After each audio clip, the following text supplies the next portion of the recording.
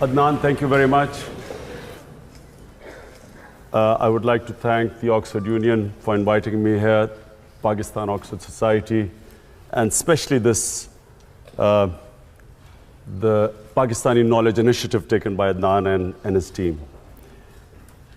As he quite rightly said, knowledge is the basis on which nations are built on. And this is a great initiative because this will enable our best talent pool, which is outside Pakistan, to coordinate this talent pool so that we can not only collect money for Namal University, but also have the knowledge capital. We need PhDs, we need professors to come and work in Namal University, which is my passion. My mission is politics, my passion is this university, which I hope will, inshallah, become the Oxford University of Pakistan. The topic today is leadership, and I'm conscious today because my two boys are here, and I don't want them to be bored, so I'll try and be very crisp today, because the first time they've come to hear me. Leadership. All of us have the ability to be leaders. Everyone has the potential to become a leader. What makes a leader? The first and foremost is the vision. Leaders have dreams. And those dreams are beyond the self. There has never been a leader whose dream is concentrated on the self. So my great inspiration is the great Iqbal. Iqbal, in my opinion, was probably the greatest Muslim philosopher in the last 500 years. And he came up with this concept of a leader. He used the symbol of Shaheen, the eagle. And why did the eagle soar above everyone else, which is what makes a leader? Because the Shaheen, the eagle, broke away the chains that keep us grounded. So what stops us from achieving this great God-given potential are the various chains that make us tread the trodden path. So the Shaheen, the eagle, has great dreams. The difference is not talent, difference is not education.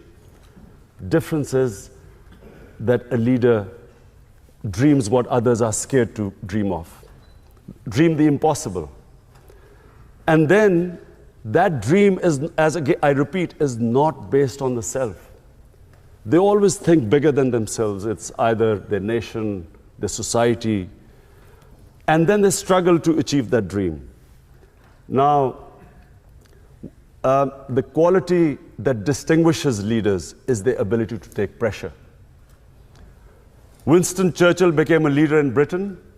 When the biggest crisis was faced by the country, they looked upon someone who could take the pressure. How do you take pressure? When you struggle. When you struggle and when you have setbacks, you pick yourself up, you resume your struggle. It's eventually you get stronger. Each time you pick yourself up, you get stronger. So, a Nelson Mandela, 27 years the man spent in jail. But his dream was not restricted to himself. He was offered everything.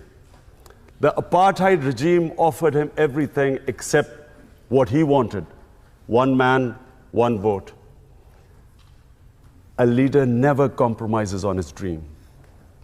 The moment you start a compromise, it's a downward spiral. So it's when you stick to your dream and take all the pressure which you have to achieve that dream, you build that resilience, the endurance, the strength. And it's like physical exercise. The bigger weights you pick up, the stronger you get. The more you pit yourself against resistance, the stronger you get. But above all, no one has ever achieved anything who's always put himself before the society. So whether it was our great leader, Muhammad Ali Jinnah, Qaid-e-Azam. He was dying of TB. He never let anyone know that he was dying because he realized that he was the only one who could have achieved the dream of Pakistan. So it wasn't for him. The dream for Pakistan was not for himself because he was already dying of cancer, of TB. The dream was something beyond the self. And so was Gandhi, another great leader. Mandela, our prophet, peace be upon him, the greatest leader. When he struggled for 13 years, every hardship he faced in these 13 years.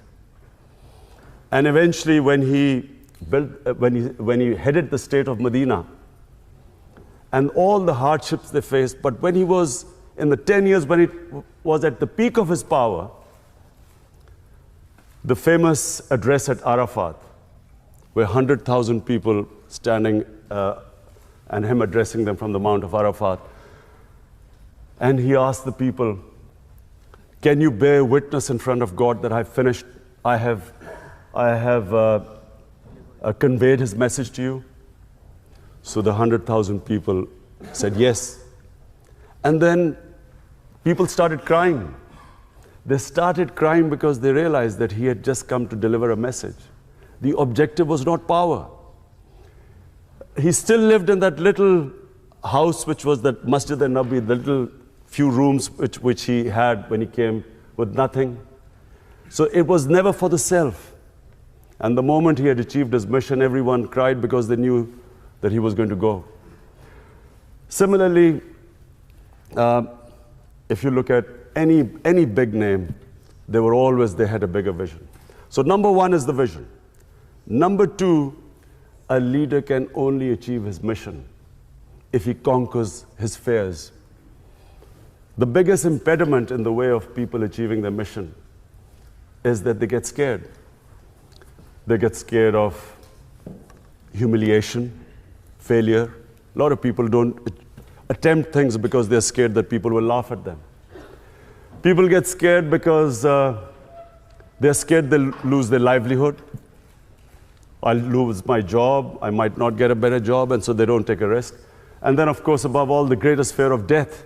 That stops people from chasing their dreams. So fear is the biggest impediment in the way, not just of someone becoming a leader, but from anyone achieving their potential in life.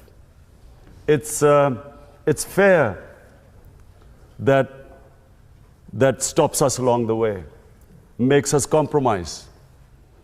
In my 13 years in politics, so many times, in 16 years in politics, so many times, I was offered compromises to become part of a government, accept something less. There's always a temptation during bad times to accept something lesser than your dream. And that's where the downward slide, as I said, starts. So fear is, you get scared along the way, people will say you can't do it. The moment you accept in your mind that you can't do it, you won't do it. As long as you think, as long as you do not accept defeat, failure cannot defeat you. You only lose when you give up. As long as you keep pursuing your dream, every setback is a time to analyze where you went wrong. Analyze your mistakes, correct them, pick yourself up, start your struggle again. One of the great attributes of a good leader is his ability to analyze where he went wrong. The ability to be their own best critic. They should be able to analyze, because you can always come up with a wrong analysis and go take the wrong road. When you have a setback, you will always have access to a lot of advice. A lot of people will be giving you suggestions. Suggestions are free, so there are plenty of them. It's then the ability to know, and you should be your own best critic. And finally, a leader must have integrity. You cannot have a leader who does not have credibility. People only follow someone who they trust. So all the great leaders, and our great leader, Jinnah, or even his opponents always knew him to be an honest man. He spoke straight, people trusted him, they knew where they stood with him. Of course, that was also the greatest, our prophet, peace be upon him, was called the honest one, the truthful one, Al-Amin. A leader cannot not be credible. You can't be a leader if you do not have credibility. So credibility is one of the biggest reasons why people follow you. They have to trust you to go out and risk their lives for you. So all great leaders always were trusted by the people who followed them.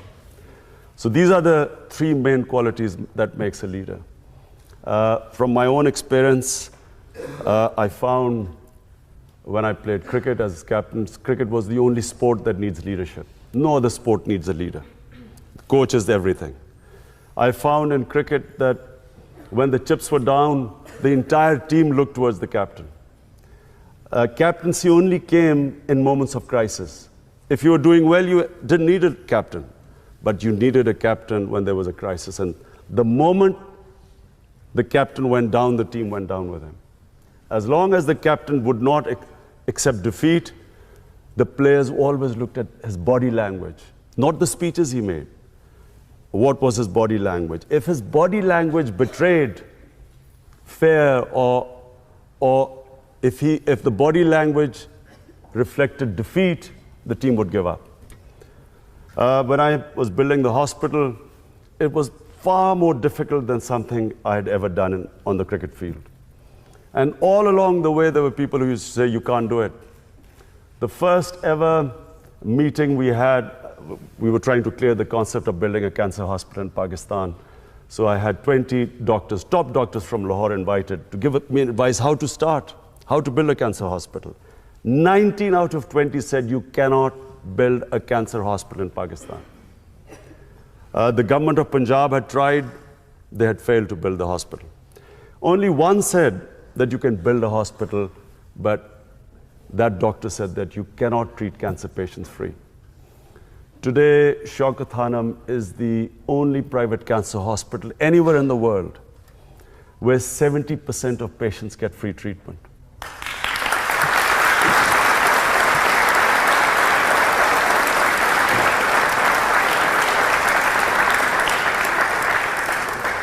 It was awarded by the World Health Organization. WHO awarded Shaukat Hanum for services to humanity as the only private cancer hospital, which is also the biggest charitable institution in Pakistan. And then when I came into politics, for most of my 16 years of politics, people laughed, made fun of me. He's too naive, doesn't understand politics. And all along the way, I was told one thing. To succeed in Pakistani politics, you have to do as the Romans do. So you have to make compromises and so on. And I was always offered compromises. Today, the only reason Tehreek-e-Insaf is by far the fastest growing party in Pakistan, had I compromised, this would not have happened. It's because people in Pakistan, as they say, an idea whose time has come. Finally, people have realized that it's the only political party that they can trust. Tehreek-e-Insaf is the fastest growing party in Pakistan's youth because the youth wants change. And although even the other status quo parties talk about change, the youth of Pakistan today trusts Tehreek-e-Insaf. Had I compromised along the way, this would not be the position today. And it certainly would not be the position where Tehreek-e-Insaf today is poised. And I'm making a prediction in front of all of you. The next election will be swept by Tehreek-e-Insaf.